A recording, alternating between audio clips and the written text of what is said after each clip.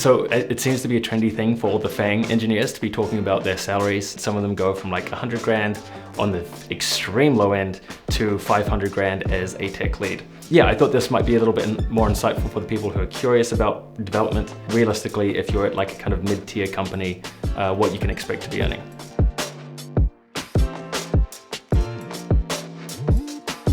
Hello everyone, today we're going to be talking about money and salaries as a software engineer. I recently came across an article from Buffer, and they are basically like a social media scheduler thing for a bunch of different applications, but they actually have an open plan salary, so you can go in and you can see what every person in the company is earning in terms of salary. And I thought it would be a useful thing for front-end developers who are looking for jobs either in New Zealand or Europe or the States, my salary history and what you can kind of expect as you kind of grow as a front-end software developer. I'm going to be going through when I first started web development. I'd just done a single web development paper and I got a job doing like HTML, CSS and JavaScript, all the way through to having 2 to 3 years with React experience, transitioning from New Zealand to Europe and Amsterdam, Munich, Stockholm, that kind of thing.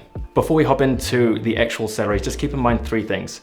The location of the job, the amount of experience I have, as well as, oh, there was another one, the size of the company.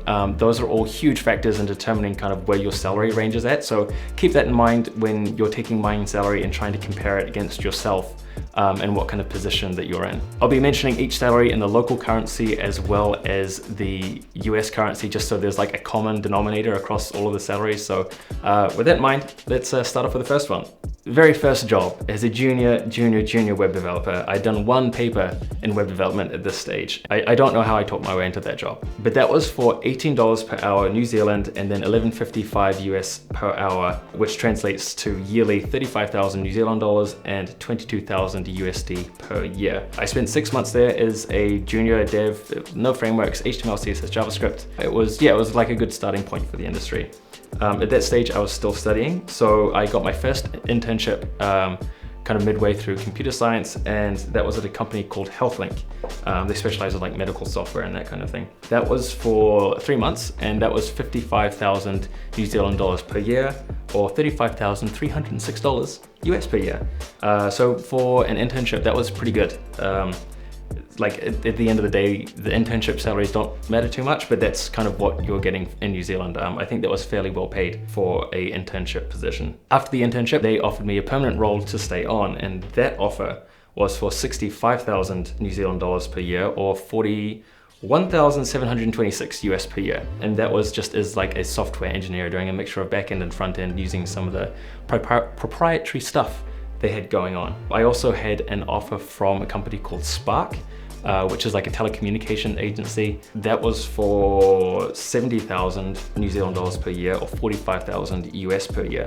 I was hired as a full stack developer, but really it was just front end. I absolutely loved working at Spark, that team there. Shout out to them, they were awesome. Thank you. Yeah, so I did that for a year, and then I decided to go to Europe after that. So I was looking at all over the place. I was looking at companies in Edinburgh, Stockholm, Munich, Copenhagen, where else? Prague, Berlin as well. Berlin was pretty sick. I had a pretty cool company. I interviewed with a couple of games companies, so one of which was CCP Games in Norway. Yeah, CCP Games, and then Ubisoft, Epidemic Sound in Stockholm, and a couple of others. So I'll kind of talk through the offers that I got from doing that. The very first one was from an agency called Futurist, and if you're looking for a job in Sweden, like I would check out Epidemic Sound as well as Futurist. They were super good during the interview process, and Ubisoft as well. I really enjoyed the Ubisoft interview. So that was with Futurist doing front-end development. This was after 2 years of experience, one of which was React, and that was for 420,000 SEK per year, or 43,000 US dollars per year. So that was actually less than what I was earning in Auckland, and there was a higher cost of living in Stockholm as well. So I turned that job down despite the team being awesome. I also got an offer from a company in Munich called Open Publishing. That was for 55,000 euro per year, and that translates to around 60,000 US dollars per year. They were really cool, I really liked them, but I also applied for a company in Amsterdam, and that offer was 45,000 euro per year, which is around 50,000 US per year. When you're looking at Europe especially, then you need to take into consideration as well that each kind of country has different tax benefits for expats. So for example, Portugal, they give you a flat 20% tax on all of your income. So if you're earning $100,000 per year, which if you do that, excellent, you only get taxed 20%. And then in Amsterdam, you get something called the 30% rule, which is like another tax benefit when you earn over 38,000 euros per year. So take that into consideration as well. Including the tax benefits, that worked out to roughly 48.6 thousand euros per year and 53.5 thousand US dollars per year. That was doing front-end development as well. In terms of like where that was in Amsterdam, I think that was on the lower end of the scale. It wasn't a big company, so you can't expect them to pay like a huge amount.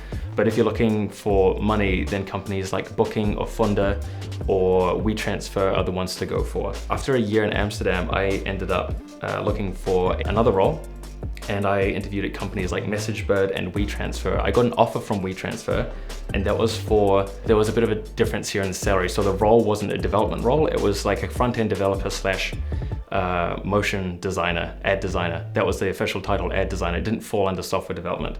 And so that was for 42,000 euros per year, or 46,000 US dollars per year. Yeah, it was not exactly what I wanted in terms of salary, but that's what it was.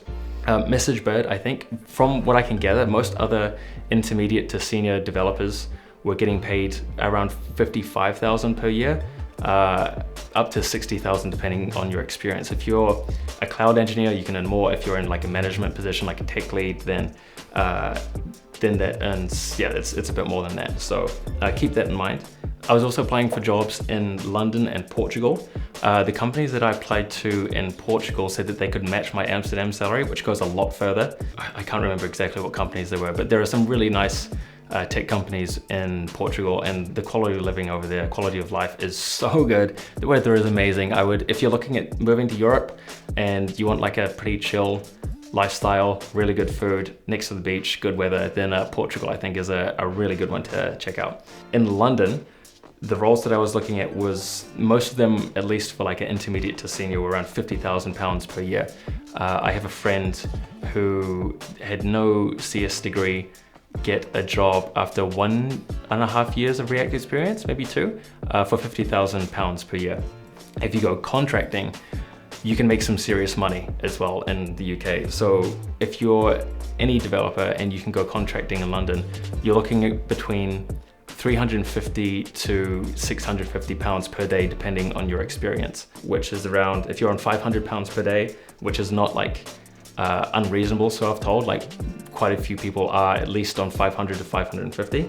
That's 642 US dollars per day. So that's contracting, so obviously that's a very different story to a permanent role. You have to pay for your own health insurance and all that kind of stuff. But I have friends doing it at the moment, and they are earning around 500 a day, which is pretty great. If you're in it for the money and you want to work in London and you think you can handle contracting, then pretty good.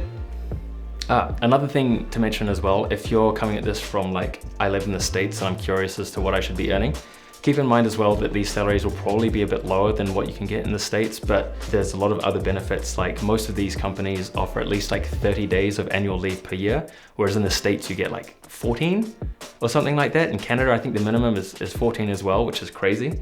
So keep in mind that you might be earning more money in the States, drastically more money, but you also don't get as much leave. So take that into consideration if you're kind of using this as a basis. And one thing I will mention as well is that this is just like an extra data point in your search. Don't use my experience as like the be all and end all. Go and do your research, check out Glassdoor. If you're moving to a different country, then hit up people on LinkedIn and be like, hey, like I'm moving country. Could you give me an idea of like the salary ranges for someone of my experience, or that kind of thing, just so you know that you're getting fairly paid.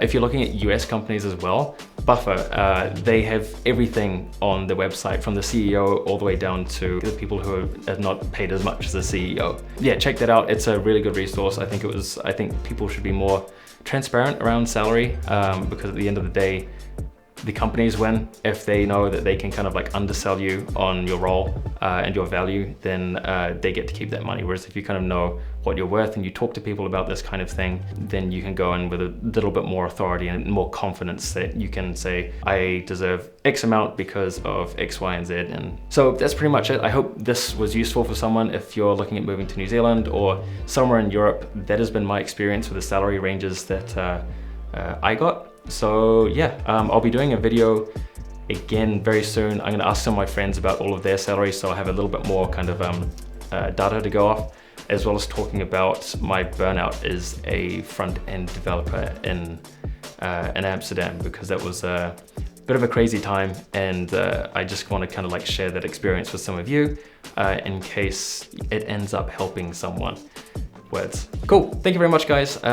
Leave a like and subscribe if you want to see more content. In terms of this channel, there's going to be a whole bunch of stuff going on. I'm going to be talking about web development, motion design, photography, a few different. It's going to be a bit of a variety until I kind of find my feet. So yeah, stick around for the ride, and I'll see you in the next one.